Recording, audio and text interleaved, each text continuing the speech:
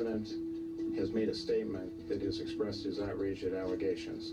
I've made it very clear I'm not going to go beyond that statement.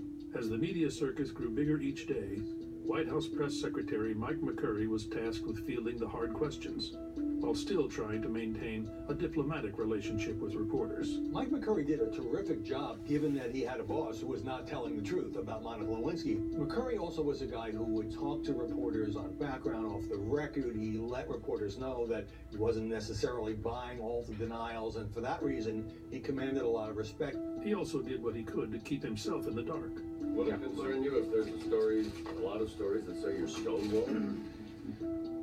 Not if we are rallying around the Arkansans the way the Confederacy rallied around the Virginians at Bull Run.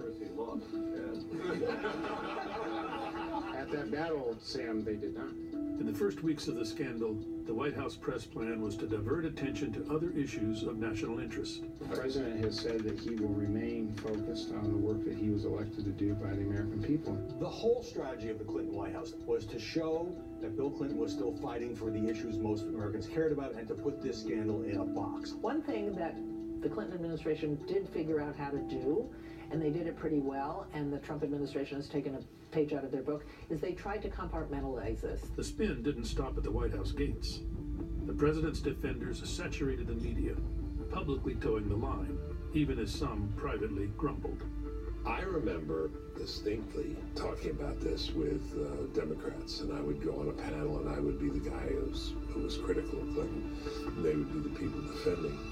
And then when we were leaving and going out of the green room, they'd turn to me and they'd say, oh, you know, you're absolutely right. I mean, you're totally right. People were struck at the time how feminists who had championed the causes of women attacked the women who made accusations against Bill Clinton. But no amount of spin or other news stories could compete with the unfolding drama and barrage of negative headlines.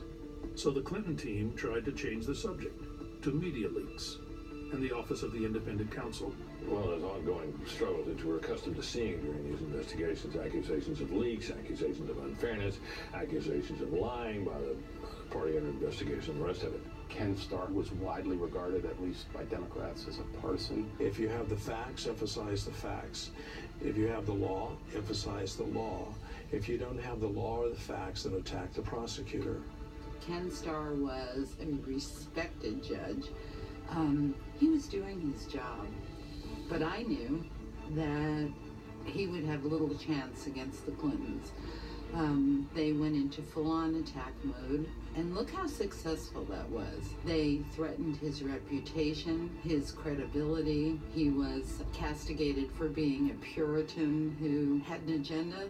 Mike, you did say that the president has to proceed cautiously. Why, if he's done nothing wrong, does he have to proceed cautiously? He is in a very hostile proceeding in which his lawyers recommend that he proceed in that fashion. So you're saying Ken Starr had a hostile intent? I'll come back. Ken Starr's office was very leaky as well, and this became a major controversy. The president's attorney lashed out and blamed independent counsel Kenneth Starr for the leaks. We've seen leak after leak. These leaks make a mockery of the traditional rules of grand jury secrecy. There was this feeling that investigators and lawyers were talking to the press. In my experience, that just wasn't the case. I can't say for certain that we had nobody who leaked information. Some information that you leak is okay to leak. If you are being pummeled with untrue stories by the administration, which we were, and you want to correct the record, either publicly or privately, as long as you don't leak something you shouldn't be leaking, right? Prosecutors and their staffs and the investigators and the grand jurors who get information in secret in a grand jury are bound to grand jury secrecy. If you violate that rule, you can be held in criminal contempt, fined, or imprisoned. But controversy erupted after Ken Starr gave an interview to journalist Stephen Brill. Brill's article implied that secret grand jury testimony had been leaked. The problem with the Ken is that he thinks everybody else is as honorable as he is, and he's like a babe in the woods. I answered his questions, I think, truthfully. There were numerous accusations that I had personally leaked grand jury information. Ken Starr has a different view of what was said, and I believe it was a put-up job. I was very careful in that interview. The Federal Rules of Criminal Procedure and our professional ethics are absolutely clear. What happens in the grand jury is sacrosanct. But the media had a news story. Independent counsel Ken Starr is under attack today. A new magazine reports he admits leaking information to reporters covering the Lewinsky sex scandal. Is it time to investigate the investigator? There was a very full investigation, and that process ended in, if I may say so, complete vindication of the integrity of our office, including my own integrity. Look what it did to Ken Starr. It derailed his investigation. He became the sex police. He became the bad guy, and Bill Clinton once again the victim. Starr's team was taking fire on another front as well.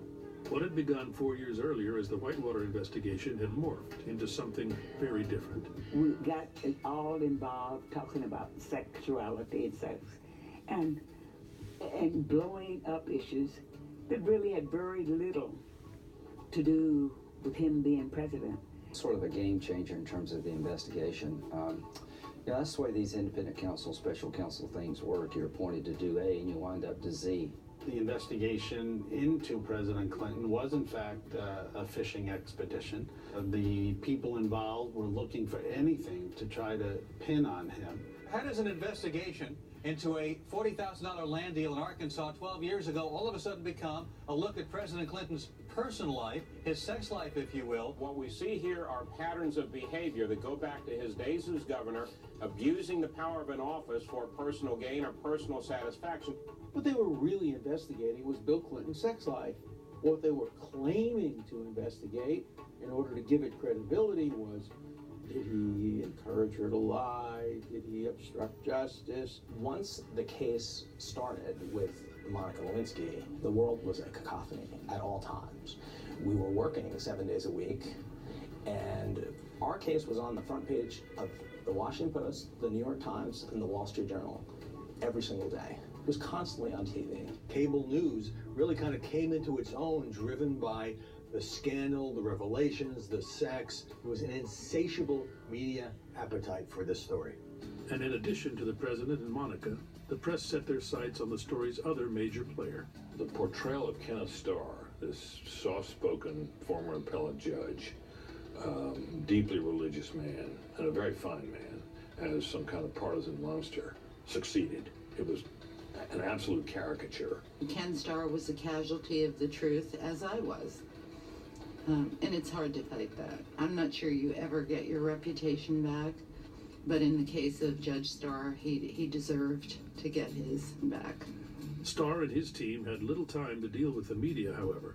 They were still busy trying to work out an immunity deal with Monica Lewinsky and her media-hungry lawyer. Mr. Vincent, communication with Mr. Starr about the process again? Never calls me, never writes me. He doesn't do anything. He's ignoring me. I don't think he likes me for some reason.